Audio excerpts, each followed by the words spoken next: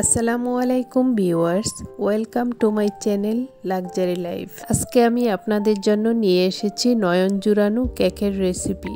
কেকটি দেখতে যত লোভনীয় হয়, খেতে আরও বেশি সুস্বাদু হয়। একবার বানিয়ে খেলে বারবার খেতে মনে চাইবেন। আমি এখানে একটি ব্যাটার দিয়ে দুইটি কেক তৈরি করেছি। প্রিয় ভিউয়ার্স, ভিডিওটি যদি ভালো লেগে থাকে তাহলে আমার ভিডিওতে একটি লাইক দিয়ে চ্যানেলটিকে সাবস্ক্রাইব করে পাশেই থাকবেন। যারা যারা আমার চ্যানেলটিকে সাবস্ক্রাইব করেছেন তাদেরকে জানাই অসংখ্য ধন্যবাদ। তাহলে আর কথা না বাড়িয়ে চলে যাই মূল পর্যায়ে।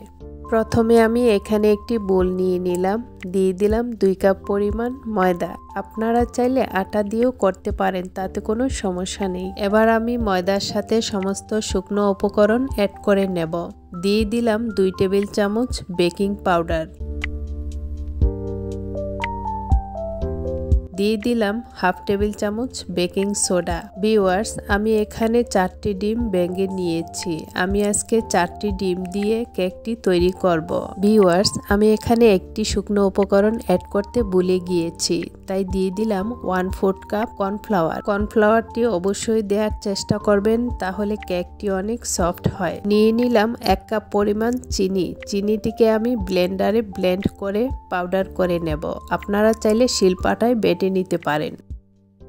ফ্লেভারের জন্য নিয়ে নিলাম 1/4 চা চামচ ভ্যানিলা এসেন্স, নিয়ে নিলাম স্বাদমতো লবণ, নিয়ে নিলাম 1 কাপ সয়াবিন তেল।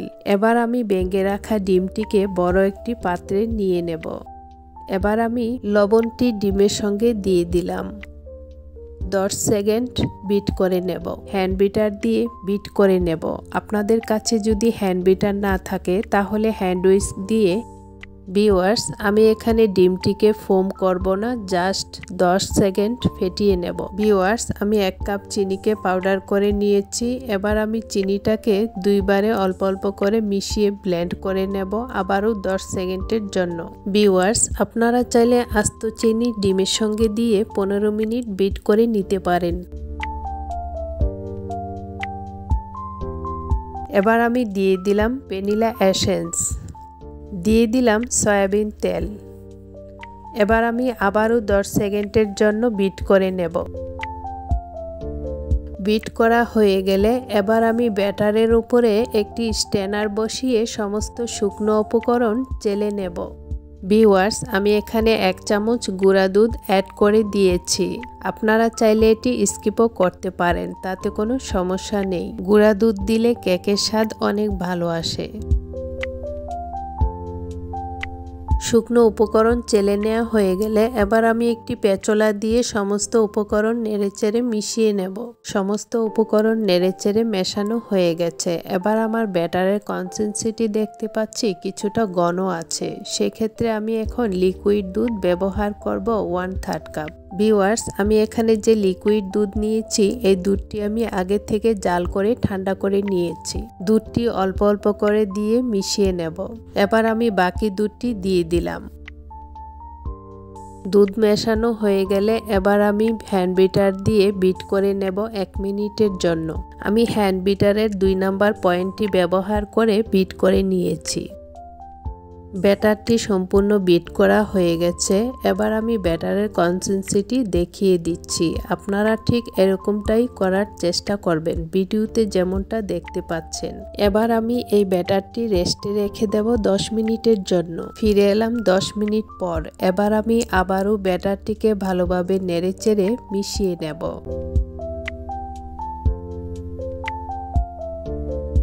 মেশানো হয়ে গেলে এবার আমি 2টি বাটিতে আলাদা করে নেব। ভিউয়ার্স, আমি এখানে ব্যাটারটিকে 2টি বাটিতে হাফ হাফ করে ঢেলে নিয়েছি। আমি আজকে কেকটিকে 2 কালার করব, সেজন্য একটি বাটিতে কোকো পাউডার মিশিয়ে নেব।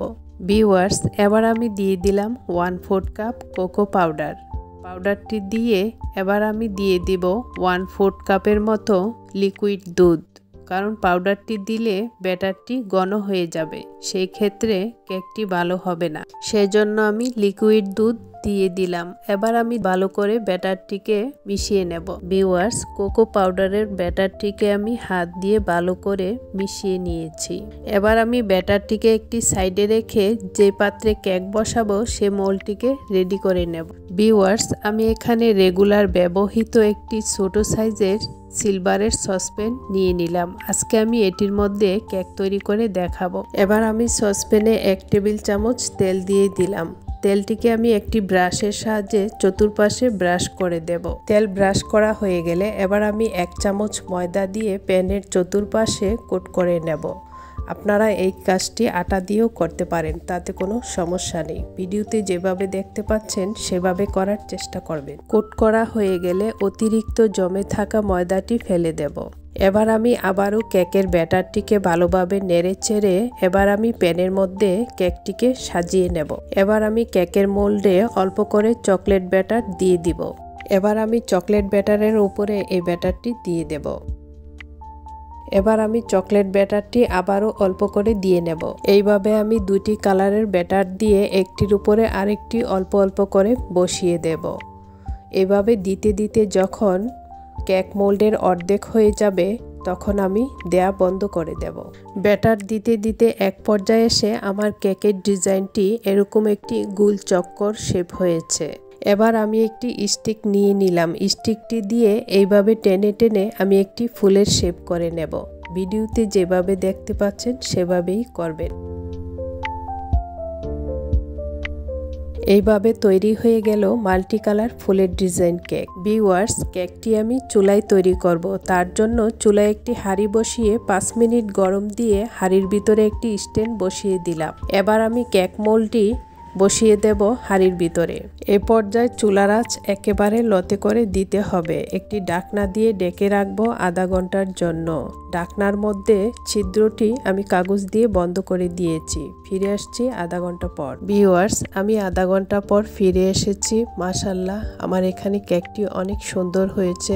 দেখুন, এত ফুলেছে, ডিজাইন অবাক করে দিয়েছে।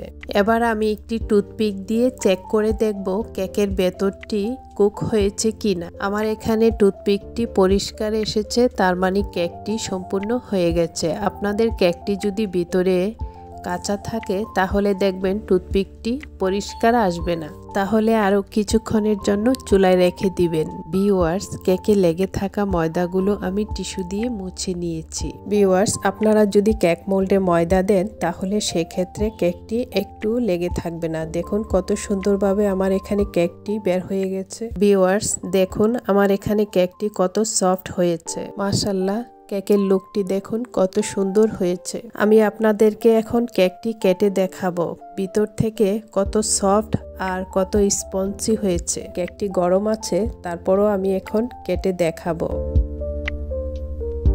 মাশাআল্লাহ, আলহামদুলিল্লাহ, ভিতর থেকে দেখুন কত সফট আর মসৃণ হয়েছে, কত সুন্দর হয়েছে ডিজাইনটি। ভিউয়ার্স, আপনারা চাইলে এভাবে পঞ্চ কেক তৈরি করে ক্রিম দিয়ে সাজিয়ে নিতে পারেন।